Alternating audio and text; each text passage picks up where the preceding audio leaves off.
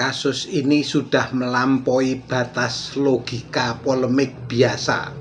Awalnya hanya soal ijazah Joko Widodo, kini berubah menjadi konflik terbuka yang menyeret elit. Yusuf Kalla dituduh mendanai gerakan yang mempersoalkan ijazah tersebut.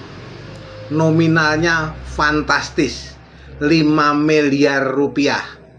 Yang menuduh adalah Rismon Sianipar, dan tuduhan itu kemudian menyebar luas melalui berbagai kanal digital.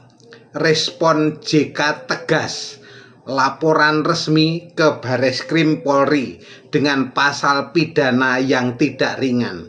Artinya ini bukan sekadar klarifikasi, ini adalah upaya menghentikan narasi melalui mekanisme hukum. Namun di balik semua itu ada satu variabel kunci, Jokowi. Karena narasi ini tidak muncul di ruang kosong, ia disebut muncul setelah interaksi langsung di lingkungan Jokowi di Solo. Disinilah persoalan menjadi sensitif.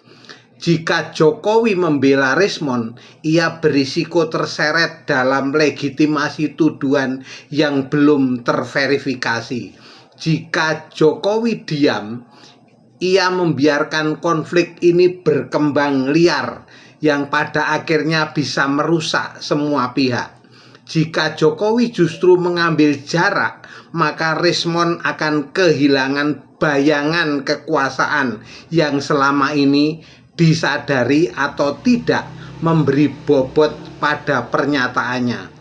Inilah titik krusialnya, karena di era digital kebenaran sering kalah cepat dari narasi. Dan ketika narasi itu mulai menyentuh reputasi tokoh besar seperti JK, maka hukum menjadi alat terakhir untuk menguji siapa yang benar. Kasus ini belum selesai, bahkan bisa jadi ini baru pembukaan.